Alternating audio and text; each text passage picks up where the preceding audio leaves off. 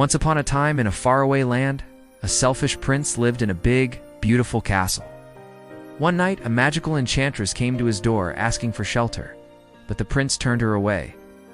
To teach him a lesson, she turned him into a beast and enchanted the entire castle. The only way to break the spell? Someone must love him for who he is, before the last petal falls from a magical rose. In a nearby village lived a smart and kind girl named Belle, who loved books and dreamed of adventure. One day, her father gets lost in the woods and ends up at the beast's castle. When Belle finds him, she bravely offers to take his place as the beast's prisoner. At first, the beast is grumpy and awkward, but over time, Belle sees something kind inside him, and with the help of the enchanted castle staff, like the candle Cogsworth, the clock, Mrs. Potts the teapot, and Chip the teacup, Belle and the beast start to become friends. They read books, eat dinner, and dance in the ballroom under a shining chandelier. But back in the village, a rude man named Gaston wants to marry Belle and destroy the beast. He leads an angry mob to the castle. In a brave moment, Belle rushes back just in time. The beast saves her, but he's hurt. Belle holds his hand and says, "I love you." The magic rose glows, the spell breaks, and the beast turns back into a handsome prince. The castle transforms and everyone is free again. Belle and the prince live happily ever after, proving that true beauty is found within. A tale as old as time. Hey there, welcome to our channel. It's me, and today we are going to get this storybook ready for reading time. We're going to read Beauty and the Beast. Make sure to give this video a thumbs up, and do not forget to subscribe, so you never miss one of our fun-filled learning adventures. Let's go.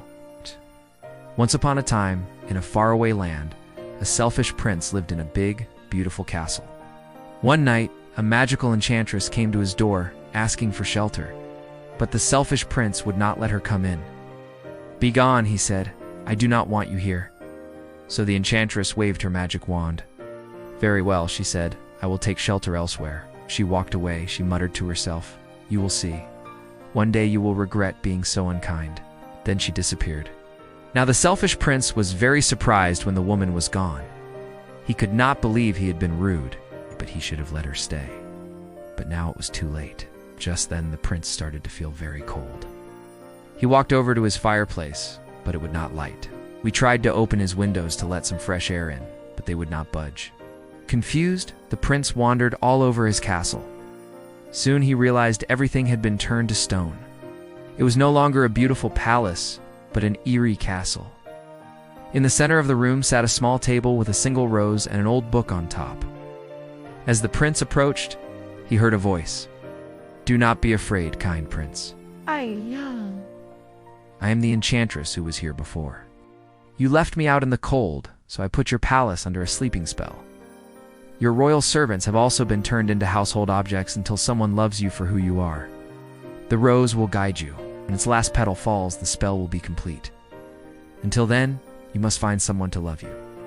The rose glowed brightly, and as the prince touched it, he felt a sharp pain. His clothes were torn, his skin grew dark and hairy, and suddenly he was a fearsome beast. The prince ran outside to find the enchantress, but she was nowhere to be seen. All alone, the beast wandered through the forest, feeling sad and scared. "Will anyone ever love me?" he cried. The beast returned to his castle, where he stayed for many years. He was lonely and did not know how to break the curse. Meanwhile, in a nearby village, lived a smart and kind girl named Belle, who loved books and dreamed of adventure. One day, her father got lost in the woods. He wandered for hours and hours and finally stumbled upon the beast's castle. Exhausted, he fell down right in front of the door and knocked himself out. The next morning, Belle set out to find her father. She walked through the forest, singing a happy tune, until she came across the beast's castle. Peeking inside, she saw her father sitting in a chair. But before she could say hello, the beast appeared. "You must leave," he growled. "You can't stay here." But Belle was not afraid of the beast. "Wait," she said. "My father must be very hungry. May he stay here until he is better?" The beast thought for a moment. "Very well," he said. "He may stay, but if you wish to see him again, you must stay here with him." And so Belle and her father stayed in the beast's castle. The next day, Belle was getting things ready for her father, when she heard a crash in the dining room. She walked inside and saw the beast sitting at the head of the table. Surprised, she asked, Are you waiting for someone? For someone to join me for dinner, the beast replied. You will join me, won't you? Of course, Belle said with a smile. But as they ate dinner together, Belle noticed a gray feather floating around. Suddenly, the beast looked down and saw a teapot full of soup. He quickly apologized. I'm sorry, he said. This is all so embarrassing. I can turn back into a human, but I need someone to love me for who I am. Belle reached out and took the beast's hand. You are amazing just the way you are, she said. And suddenly, the beast's hand started to glow. As the last petal fell from the rose, the beast became human once again. He was no longer a monster, but a handsome prince. The prince and Belle went to find the castle staff. Each of them touched the glowing rose and were returned to their human forms. Everyone was so happy to be free again. Then the prince turned to Belle. You are my best friend, he said, and I love you so much. Will you marry me? Belle was so happy. She had found true love. And so the prince and Belle married each other and lived happily ever after. Tale as old as time. And that's the end of our story.